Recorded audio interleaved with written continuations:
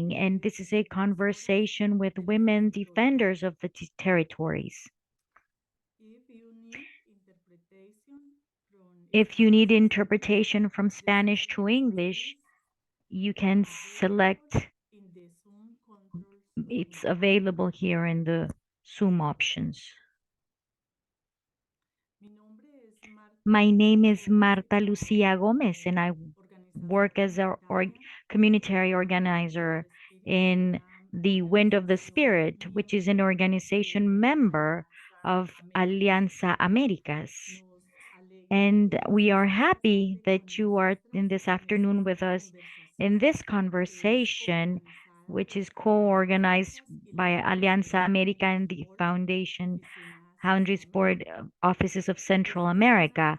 This is an activity that we have planned as part of the efforts, institutional efforts during the month of the women as an opportunity to learn, to celebrate, and to reflect over our fights, our accomplishments, and our challenges. The women, we are the population most affected for climate events that are extreme, particularly the women and the girls, indigenous girls and Afro descendant women.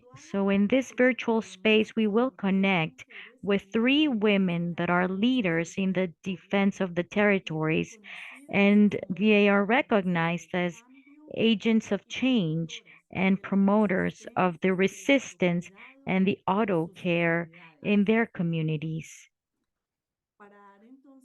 To start then this important conversation, we have with us here Maria Cal, defender of the environment of Maya Quechi of Santa Maria Caón, Alta Verapaz in Guatemala. Maria is a member of the board director of the Pacific Resistance in Defense of the Territory and the Sacred Rivers.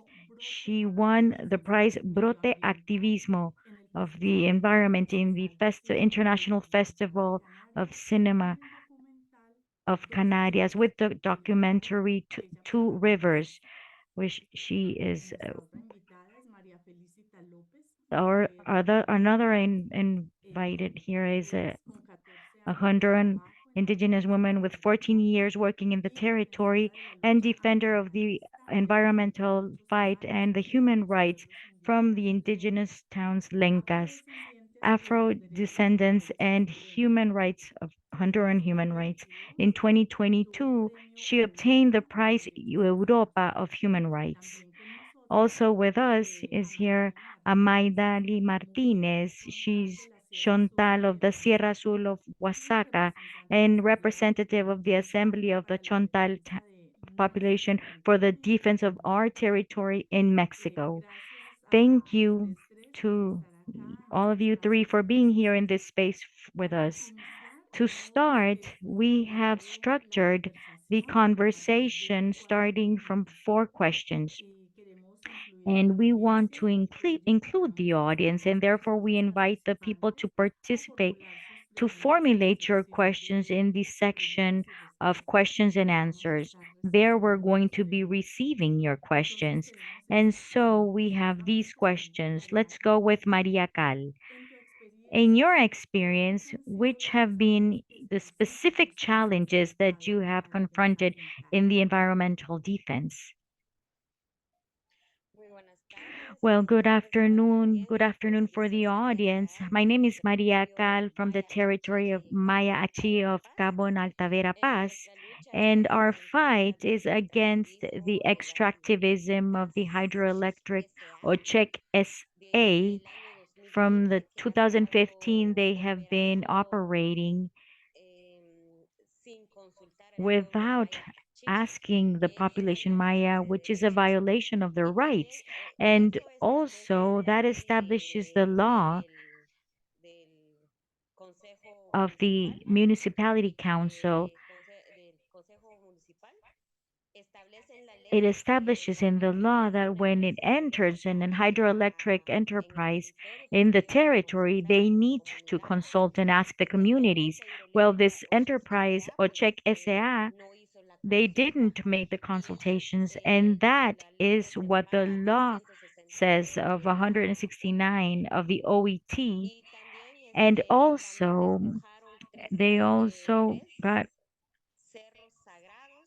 three sacred mountains that are sacred. They now have property of those where they used to develop. Our grandparents had ceremonies there, and so that crime of also cutting trees of 15 hectares of natural forests. And so, since there has been a lot of crimes, persecution against of my sisters and brothers that are defenders of River Cabo and River Oshek. River Cabong and River Oshek is the river that we defend, and these are very sacred historically for the Maya Achi. And so there it mentions also in the sacred Popol Vuh that the River Cabo has been historically for the Maya Achi population. So we, as indigenous population of Carabobo Alta Verapaz, we have gotten out on the streets in the different manifestations and protests, and we developed the communitary consultation in the year 2017, where there were a big number of people that said that they don't accept the hydroelectric company of that was in our territory. But with that consultation, they criminalized my brother Bernardo Caralchol, that he was in jail 4 years. He was condemned 7 years with 4 months of prison, and he complied his years in prison last year, and he was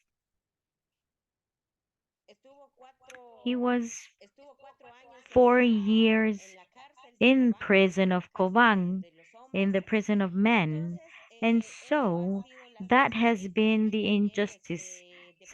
And also from behalf of the company, there was um, Rolanda Garcia that was also very persecuted from Oshet. She works in Telesur. And so we had also said and protested in the streets that this is in the process, another license of Oshek. They have another process in place so that they can operate. They are already operating Oshek Uno and Oshek 2.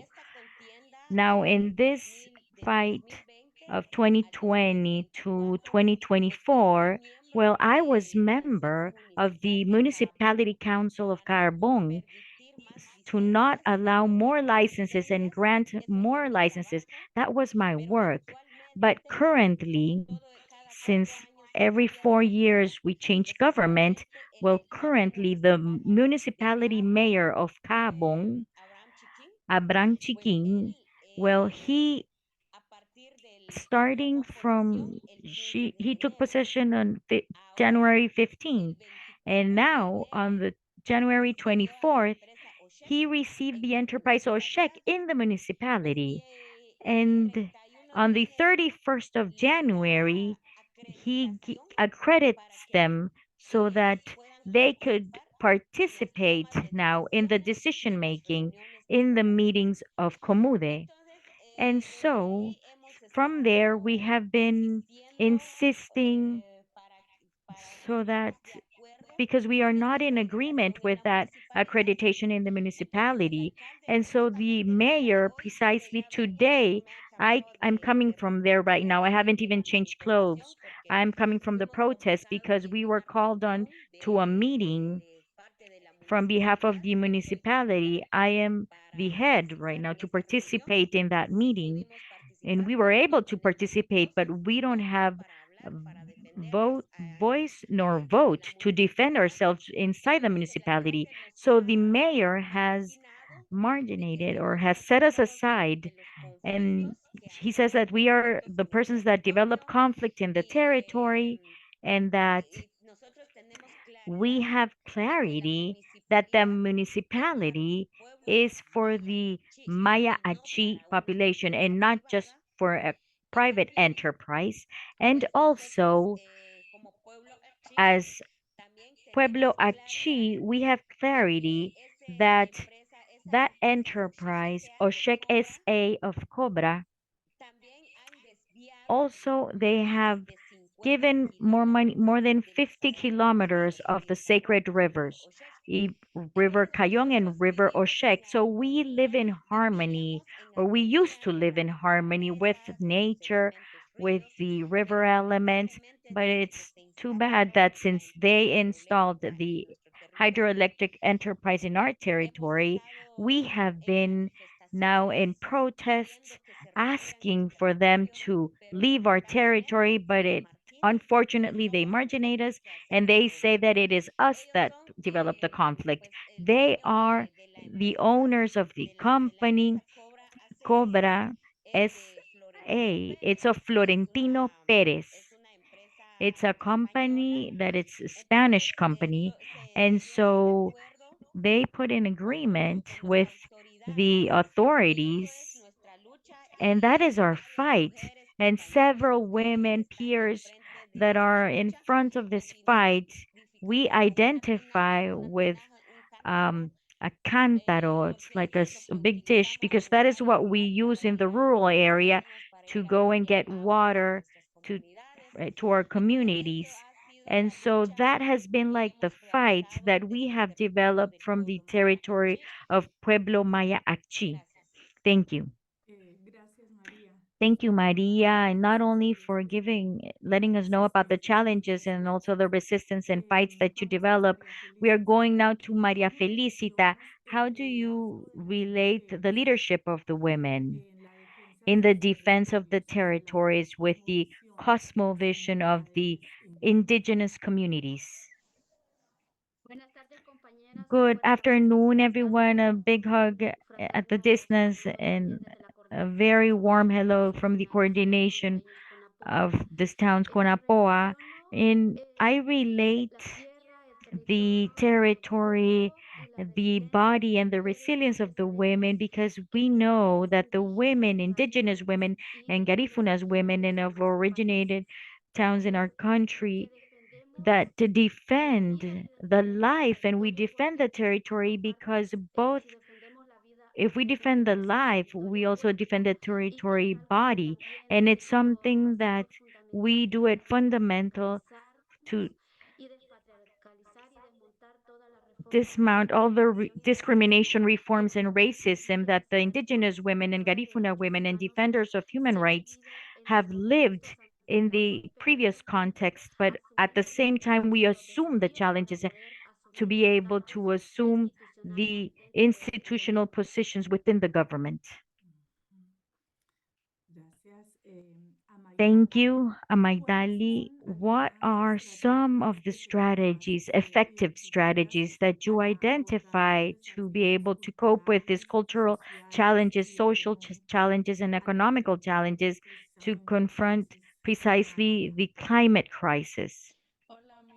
Hello, good afternoon to everyone. Well, we send a big hello from behalf of the Chantal population and at a level community that we belong to the Chantal population. I think one of the strategies that we have is the creation of agreements that have been established in our statutes, community statutes, that helps us to protect the property and the territory because it includes the natural assets, the water, the soil, the mountains, the flora and fauna. And for example, these agreements that have been taken in the assemblies allow us to take care of our natural resources. And one of the examples of this is the prevention of fires in the Chontal communities. Most of us are dedicated to farming, to planting, agricultural. And so one of these processes is the to be able to harvest, we have to burn certain areas to be able to harvest the beans and other seeds that we use as sustainer and food, of course, for our families. And so, in the agreements that we develop, we have to have certain or comply with certain requirements to be able to develop this work. And all of this helps us that we avoid these fires in our forests, in our mountains, and also avoid in this way disasters in our territory. Also, for example, in the taking care of the water, that is something very important that has affects us everyone, either if we are living in communities or in the cities. It's something that we see that is indispensable and very important, the water. And so we have to take certain measures and seek for strategies so that we can control a little bit more the scarcity of water, because in the communities, I'm talking from behalf of the Chontals communities, and some of them sometimes we have very little water. So the ones that suffer that small amount of water is us, the women, because every day we prepare food, we wash the clothes. And so by having this shortage of water, it's a difficult situation. And that is why we believe that it is important to have consciousness towards the children, the young, the youth, the older people of everything, all our actions or our bad actions towards the environment at the end generate a consequence that and affects all of us. So this is a crisis. A climate crisis is something worldwide. And so there is where we have to think in what way we and each of us can contribute so that we can contribute on something to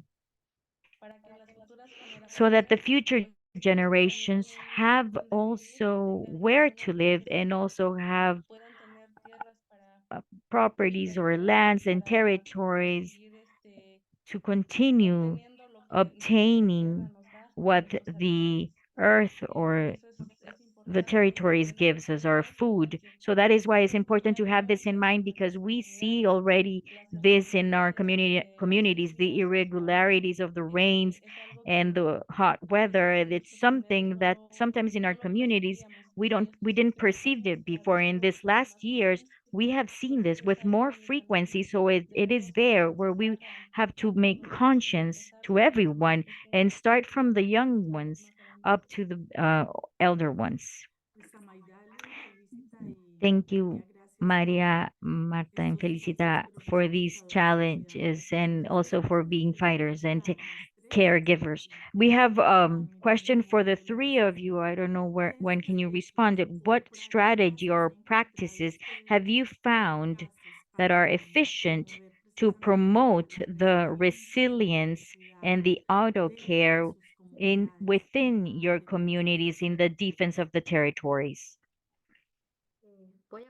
Well, I'm going to answer me for Honduras and the Amazonia. The Amazonia is all of us.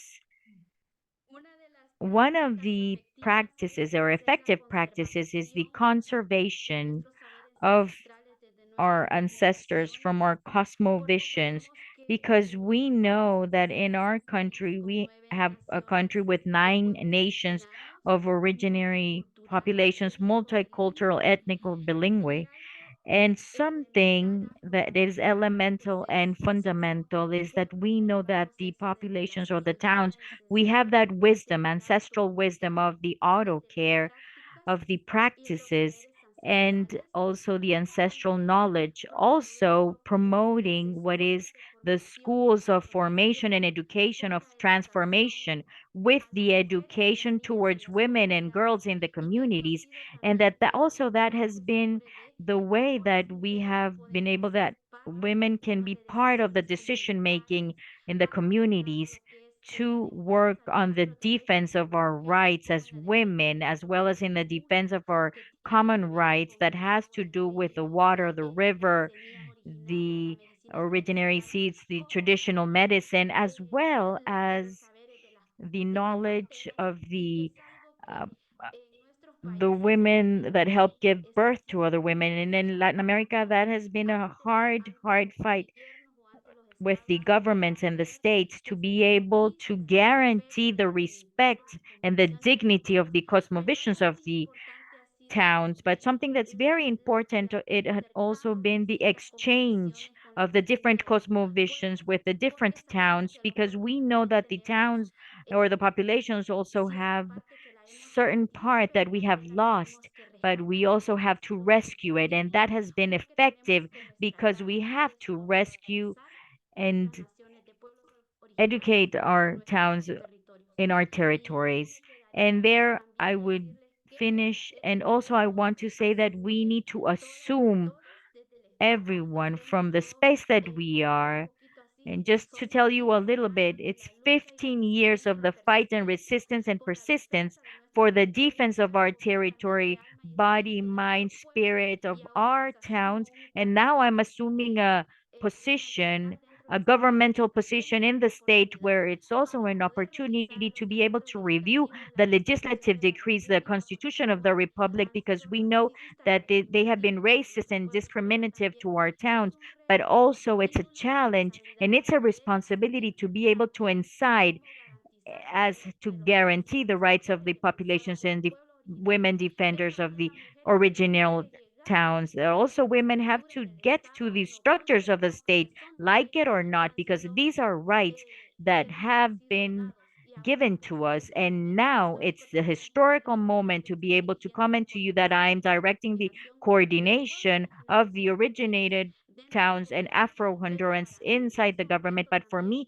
it's a challenge also, and not forgetting my principles from my cosmovision, from my population, my town. And it's important to contribute with this because also Latin America and Amazonia, and I say Amazonia in general because it's all of us, it's affecting the climate change as well as the violence towards us, the women and girls in the originator towns. And I send my big hug to all the women in Latin America, Guatemala, El Salvador, Nicaragua, Panama, Mexico, that still even more confront to these big fights against the state. But I want to give you a message that let's assume any position that is given to us as long as it's not going to go against our dignity, principles, and cosmovisions from our territories. And thank you. Thank you, Maria Felicita. And a Magdali or Maria? Okay. To us from the territory, the strategy is that now that we've been or we have seen visibly the participation of our peers, women from our rural area. From the rural area, we dominate the Achi language. But however, we do whatever we can to be able to learn the second language, which is the language, the Spanish language for us, because that is not ours. Our maternal language is Achi. But however, we do whatever we can possible to manifest, to express all those injustices that have been committing against us. And as women, as Mayan women, we have peers here that suffer any type of violence in their homes. So it multiplies these types of violences with the with their robbing our natural elements. So several women peers from the different territories, I have seen them and they are in the different fights and in the different streets, and that strengthens our fight from the territory. If we see the fight of other brothers or sisters of Central America, we see that yes, that they have been able to pronounce themselves against these injustices. So that continues to strengthen. And sometimes they have marginated, they have said that us women, we don't have the capacity to develop or to be in any space. But, well, programming our activities, we do have capacity of doing it, these types of actions. And like that also has been changing.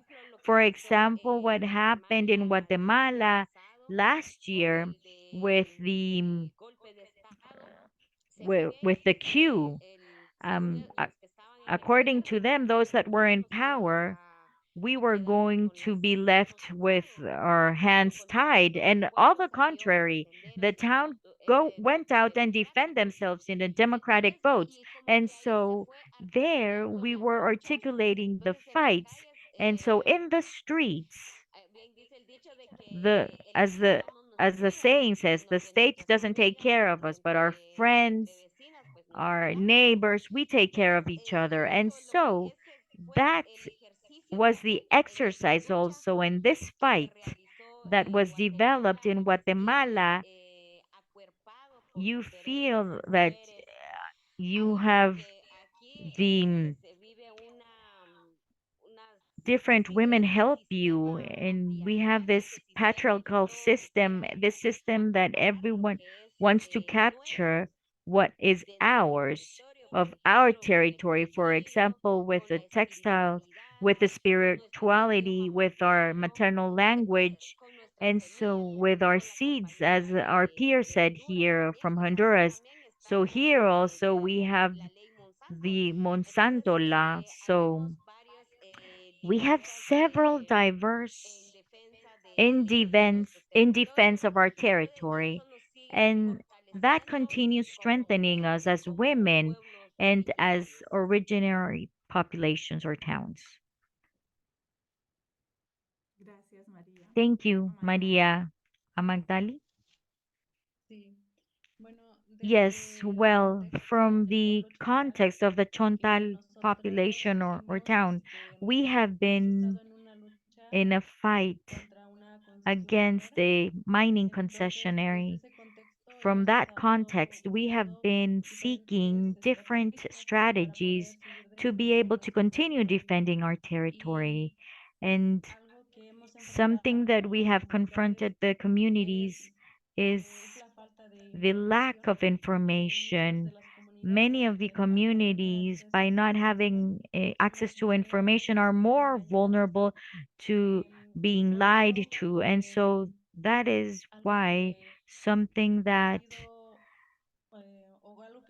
something that has helped us as a strategy has been the education, the training also for women and for men, for authorities or municipality authorities to be able to know, to be able to require and request our rights to the land and the territory as populations, as towns. And so another of the strategies is to continue doing assemblies and participating in them, since as communities we have that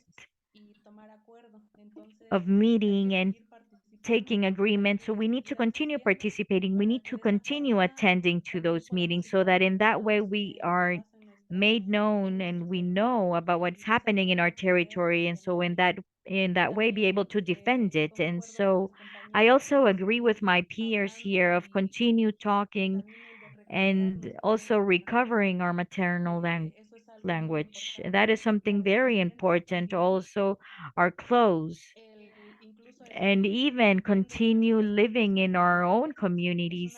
It's a way of defending, of saying that we want to continue living in our territory, continue harvesting our native seeds. or planting our native seeds and planting in our land. It's a way also of demonstrating that we are attached to our territory. And something that they mentioned also was strengthening the participation, the political participation of women. That is something very important that in many communities, the women don't have, or we didn't have that participation or that visibility of being able to participate in an assembly.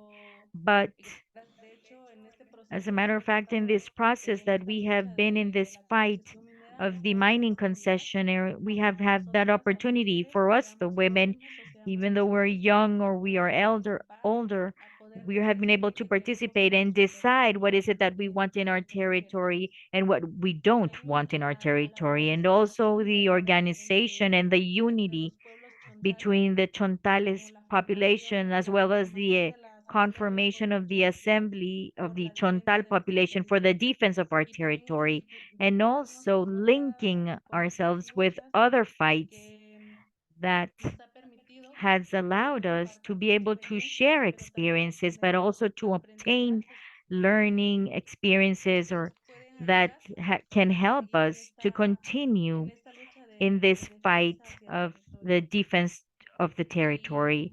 And well, from the Chontal communities, another of the strategies that we have done is the creation of spaces like the Cola of Women for the territory so that the women can be trained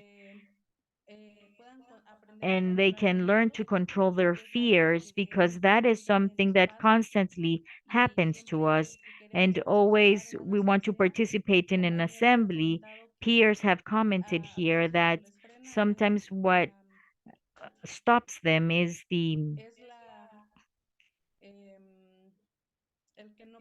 that they cannot talk, they cannot speak. And also, it has been created different positions and commissions like the regional committee of Chontal women, the delegates, the councils, and in the team, in the seeds team.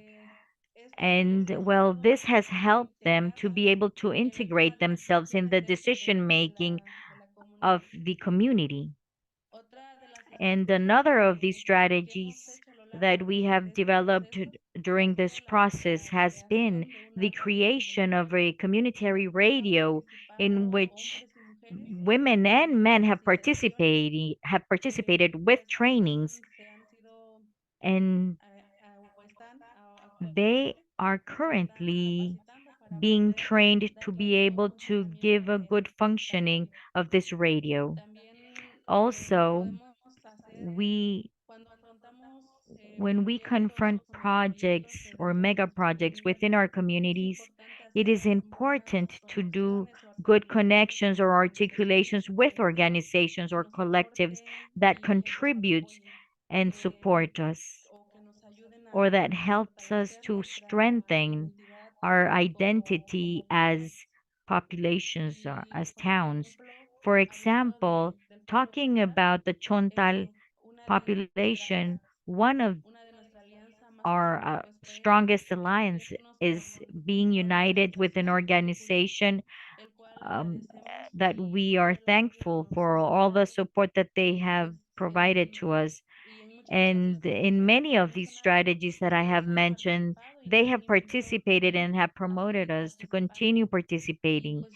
And so I think that is something important to continue not only in being in the communitary positions because it's every certain time, not only comply in the time that you are in that position, but also when terminating, we continue participating. So that is something important because right now that we have that opportunity of us women to participate and being involved in decisions inside the community, well, for us, it's beneficial because now we can talk, we can decide, and we can express ourselves.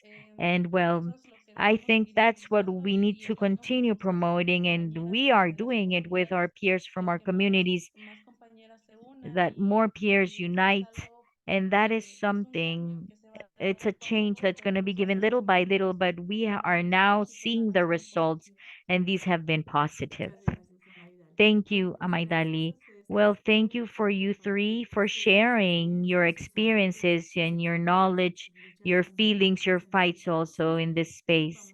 And we are going to give follow up to the questions of our participants. And I'm going to read here the first question for Maria Cal. How can we center the voices and the leaderships of the indigenous towns for the movement of the climate and the protection of our planet?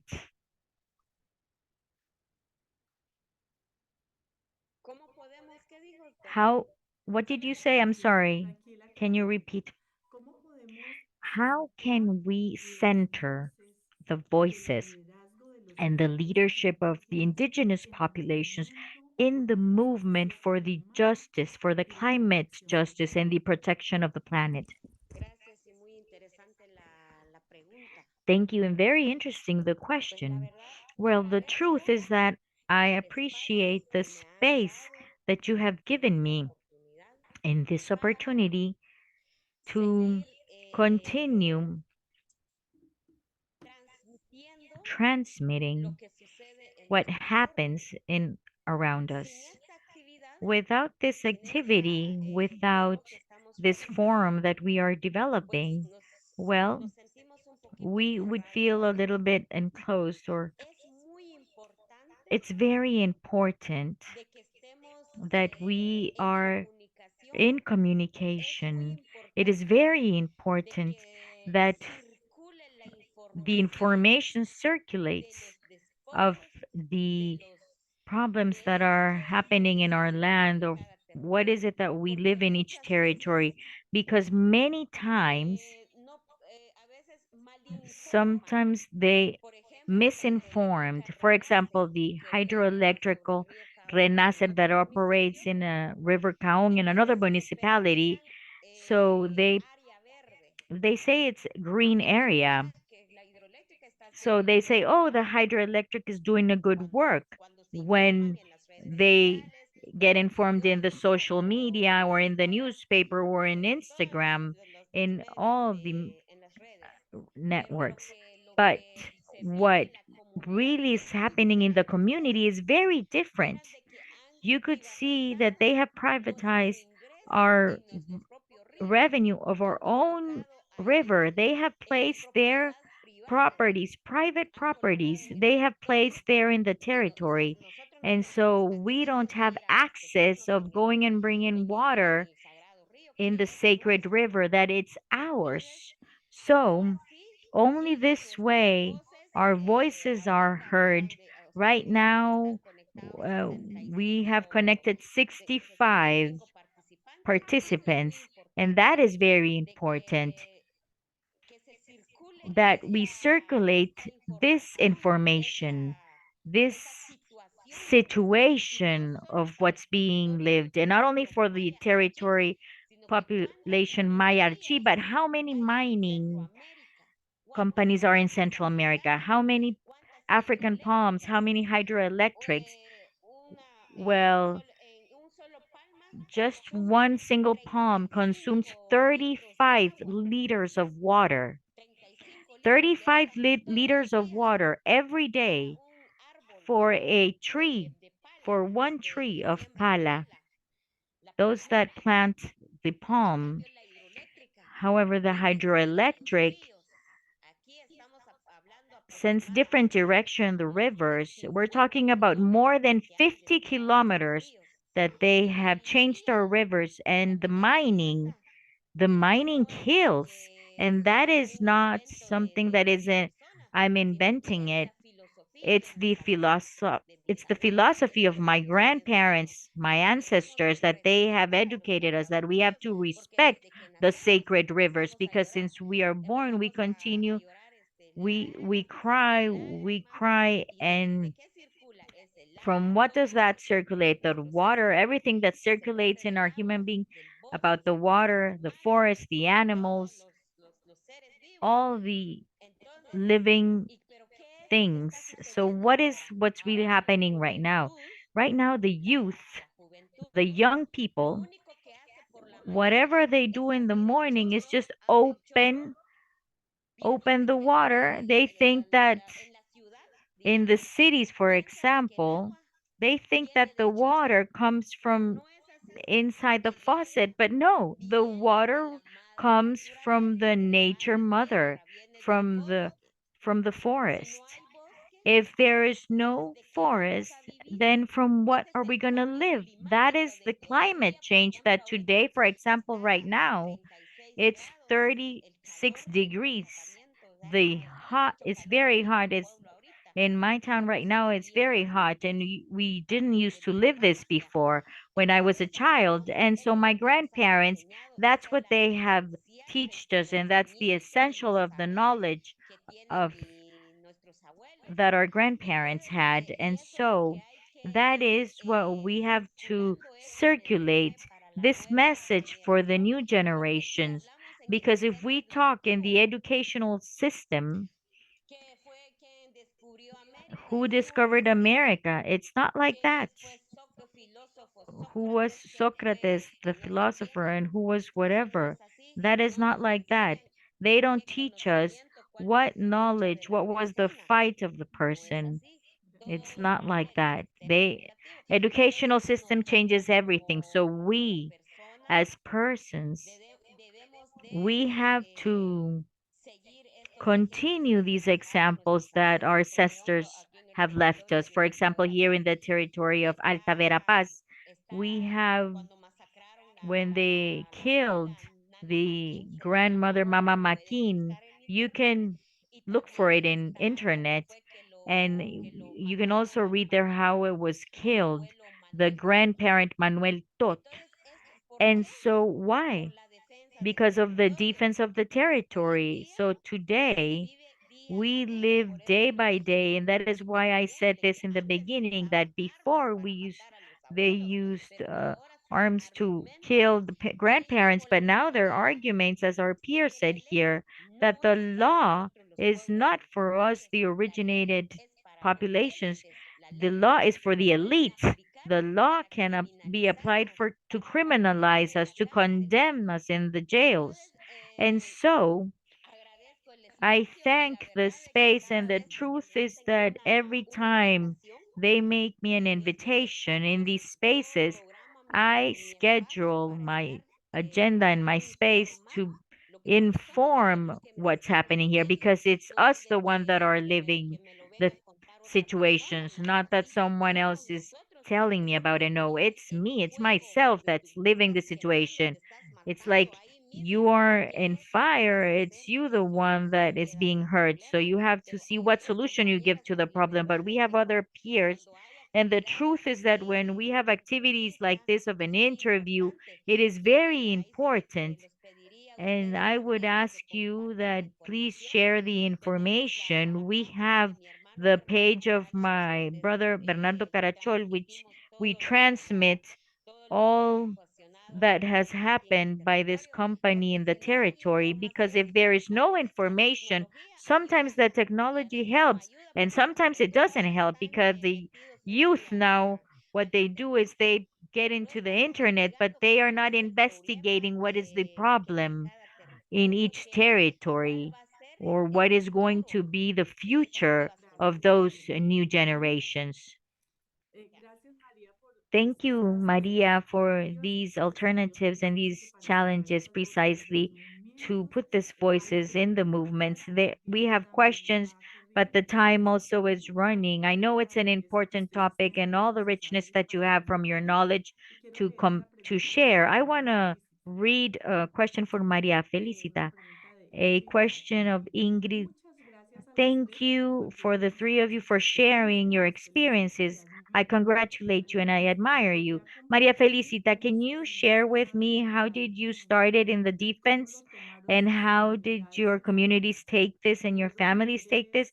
Did you have women, indigenous women that were near, that were models to for you all, or were you the first ones?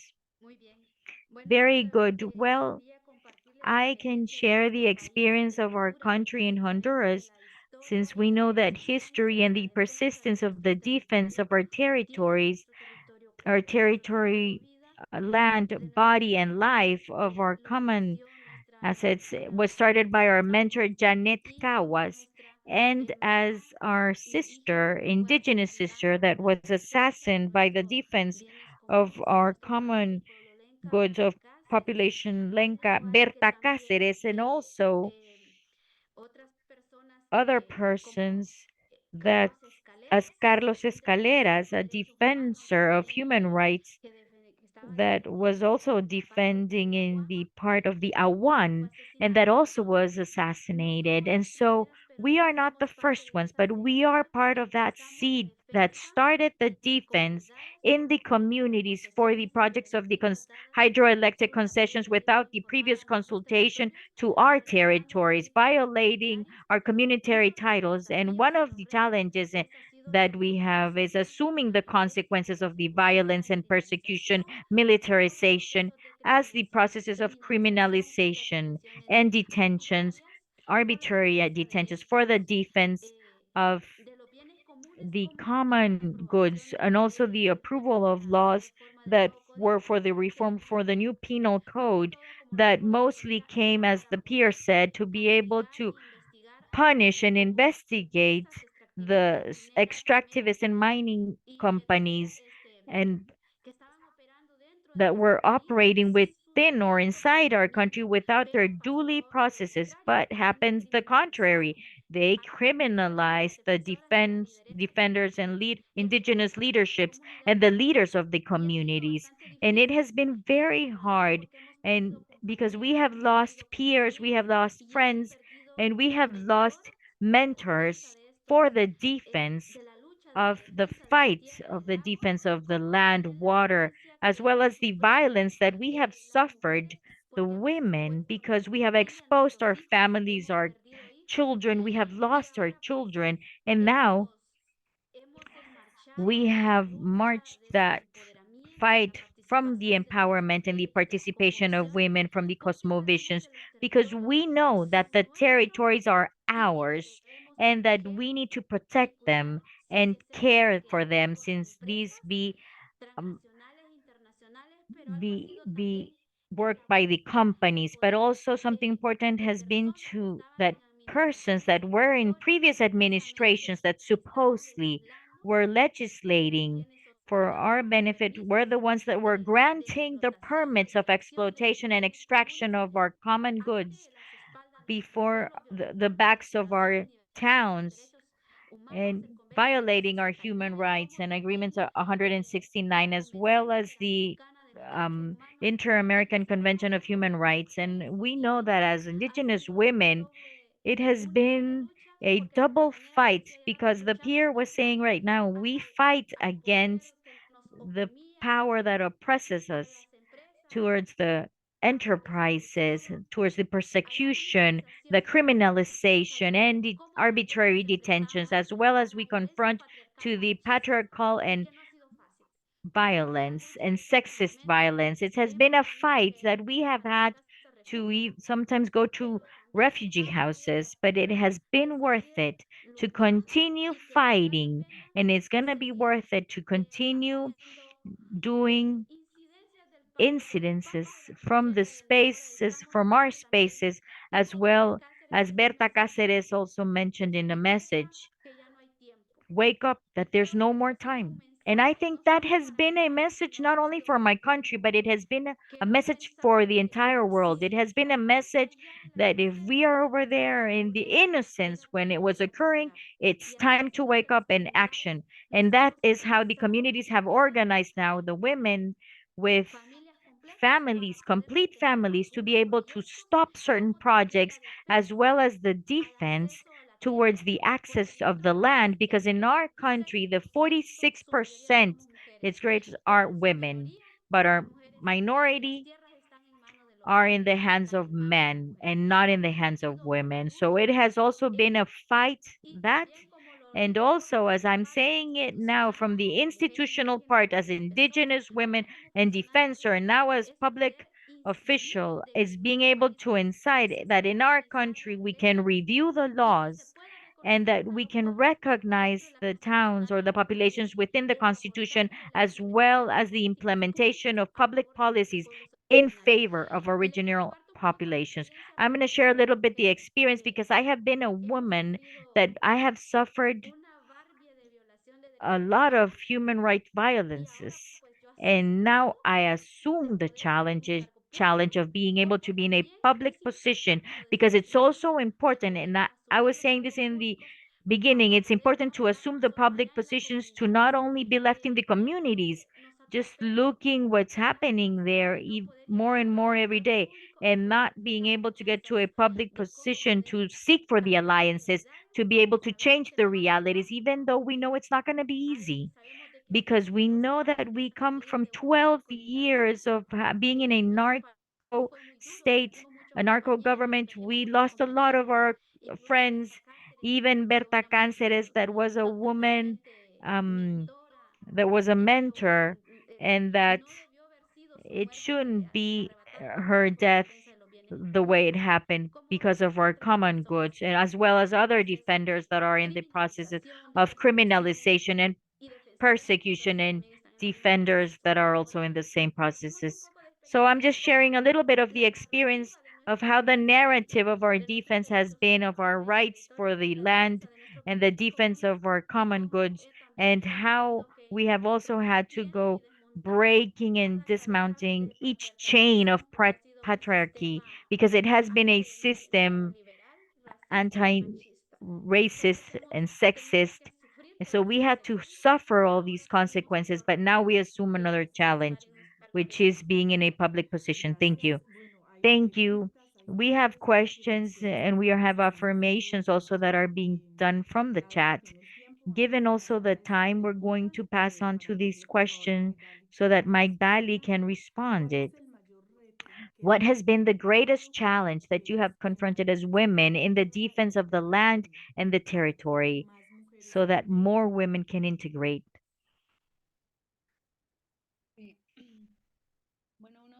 Well, one of the main challenges that we have perceived in the Chontal region has been our, as I was commenting a while ago, in our communities, the participation of women was not seen before. And we are opening a path where we can participate so that our participation is valued and is visible, and not having or not being accustomed to have positions in the community, or by not participating in the assemblies and not deciding, well, it was a change that was very big for us, that now we have the opportunity to participate. And so for many of our friends and peers, it has been difficult that all of a sudden they are given a position and they don't know how to carry that position or develop that position. And sometimes they have fear of expressing themselves, of talking, and because of the same, because the men in the community, they starting from the 18 years old, they have complied with different positions, even though these are small, they going up the ladder, scaling, and by being in a position of greater responsibility. But to the women that we have always been on a side, and now all of a sudden receiving a position has now it has it has been hard work to adapt, but precisely with the trainings and the workshops that are given to us, it has helped us to deal with this, and having a now a communitary position and being able to learn to express ourselves in these spaces that sometimes we meet women from different communities, because we have this liberty of expressing ourselves and of expressing how we feel, and in that way we have gained more confidence. And so that has helped us to so that we can be before an assembly and also inform a communitary assembly. And so these have been different challenges, peers that are the responsible ones of their homes, of their families. And so in some occasions, they have to be absent and leave their families, leave their friends, and to many of them, this has meant a double work to have a position in the community because now they don't only have to attend their family, but also they have to set aside some time to be able to train themselves, to be able to attend meetings. And so it has been a challenge also for my peers, even for the older ones that also participate, because that is something that for some of us has been difficult, but it's also a change that makes us hopeful because little by little we are making our path and more peers are going to be able to unite with us. The younger ones or the more adult ones that can unite all together and unite our voices and make them more stronger, and that these could get to more places, to more spaces like these. Because when we learn, when we have these spaces of sharing, we also learn from other peers, like the experiences that they are saying here, that are very interesting. And many times, because of the distance, we don't know them. But thanks to these spaces, we have the opportunity of knowing their fight. And as they say, we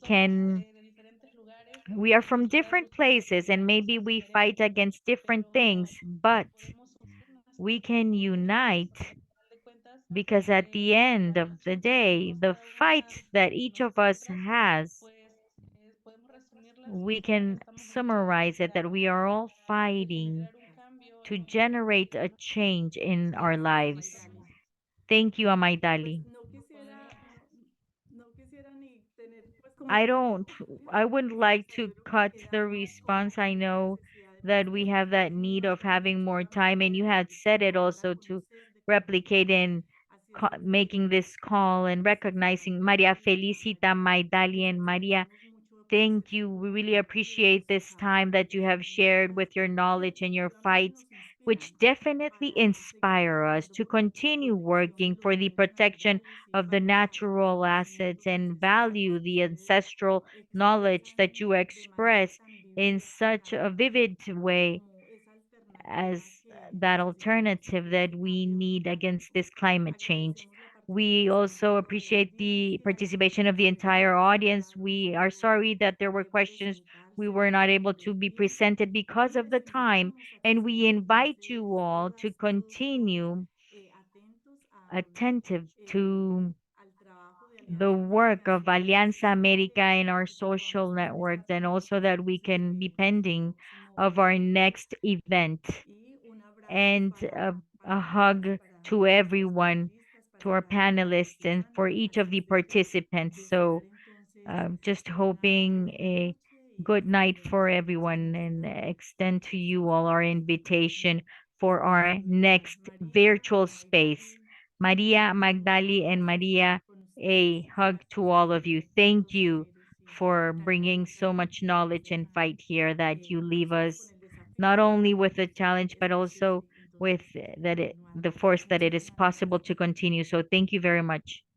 A ustedes por el espacio, abrazos a todos y a Thank you todas. all for the space. A hug to everyone.